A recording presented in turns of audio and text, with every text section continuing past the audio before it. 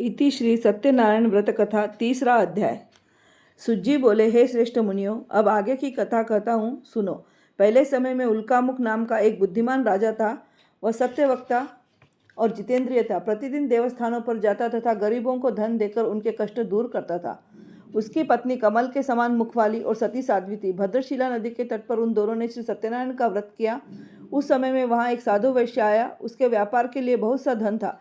वह नाव को किनारे पर ठहराकर राजा के पास आ गया और राजा को व्रत करते हुए देखकर विनय के साथ पूछने लगा, हे राजन, भक्तियुक्त चित्त से ये आप क्या कर रहे हैं? मेरी सुनने की इच्छा है, सो आप यह मुझे बताइए। राजा बोला, हे साधु, अपने बांधवों के साथ पुत्रादि की प्राप्ति के लिए यह महाशक्तिवान सत्यनारायण भगवान का व्रत व पूजन किया जा रहा है। राजा के वचन सुनकर साधु आदर से बोला, हे राजन, मुझसे इसका सब विधान कहो। मैं भी आपके कथानुसार से इस व्रत को करूँगा। मेरे भी कोई संतान नहीं है और इससे निश्चय ही होगी। राजा ने सब विधान सुन व्यापार से निवृत्त होकर आनंद के साथ घर गया। साधु ने अपने स्त्री संतान देने वाले उस व्रत का समाचार सुनाया और कहा कि जब मेरी संतान होगी तब मैं इस व्रत को करूँगा।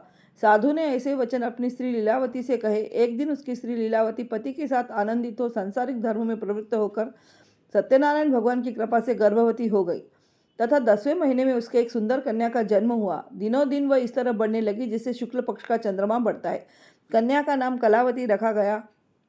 तब लीलावती ने मीठे शब्दों में अपने पति से कहा कि आपने संकल्प किया था कि भगवान का व्रत करूंगा, अब आप उसे करें। साधु बोला, हे प्रिय, इसके विवाह पर करूंगा। इस प्रकार की अपनी पत्नी को आश्वासन दे वह नगर को गया। कलावती पितृगृह में वृद्धि को प्राप्त हो गई। साधु ने जब नगर के सखियों के साथ अपने पुत्री को देखा तो तुरंत दूत बुलाकर कहा कि पुत्री के वास्ते कोई सुयोग्य वर देख कर लाओ। साधु की आज्ञा पाकर दूत कंचन नगर पहुंचा और वहां पर बड़ी खोज कर देखभाल कर लड़की के लिए सुयोग्य वाणिक पुत्र को ले आया। उस सुयोग्य लड़के को देखकर साधु ने अपने बंधु बांधवों सहित प्रसन्नचित अपनी पुत्री का विवाह उसके साथ कर दिया, किंतु दुर्भाग्य से विवाह के समय भी उस व्रत को करना भूल गया। तब श्री भगवान क्रोधित हो गए और श्राप दिया कि तुम्हें दारुण दुख प्राप्त होगा। अपने कार्य में कुशल साधु बनिया जामाता सहित समुद्र के समीप स्थित रत्नपुर नगर में गया। वहां दोनों ससुर जमाई चंद्रकेतु राजा के उस नगर में व्यापार करने लगे। एक रोज भगवान सत्यनारायण की माया से प्रेरित कोई चोर राजा का धन चुरा कर भागा जा रहा था, किंतु राजा के दूतों को आता देखकर चोर ने घबरा कर भागते हुए राजा के धन को वहीं चुपचाप रख दिया जहां वो ससुर जमाई ठहरे हुए थे। जब दूतों ने उस साधु वैश्य के पास जाकर धन को रखा देखा तो वे दोनों को बांध कर ले गए और प्रसन्नता से दौड़ते हुए राजा के समीप जाकर बोले, यह दो चोर हम पकड़ कर लाए, देख कर आज्ञा दे। तब राजा की आज्ञा से उनको कठिन कारावास में डाल दिया और उनका सब धन छीन लिया।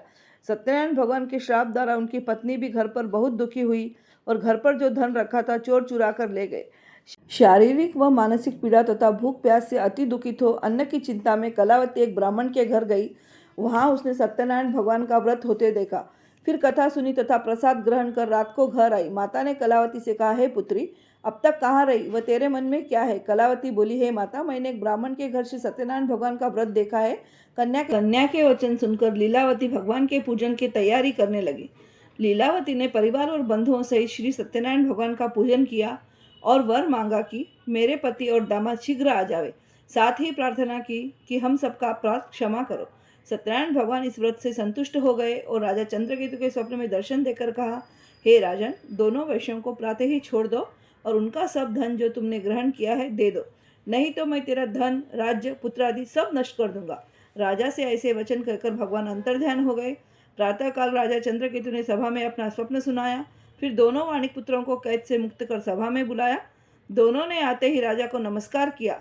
राजा मीठे वचनों से बोला, हे महानुभावों, भाविवश ऐसा कठिन दुख प्राप्त हुआ है, अब तुम्हें कोई भय नहीं है। ऐसा कहकर राजा ने उनको नए वस्त्राभूषण पहनवाए तथा उनका जितना धन लिया था उससे दूना धन देकर आदर सहित विदा किया। दोनों वैश्य अपने घर को चल दिए। इति श्री सत्यनारायण कथा तीसरा अध्याय समाप्त। बोलो सत्यनारायण भगवान की जय।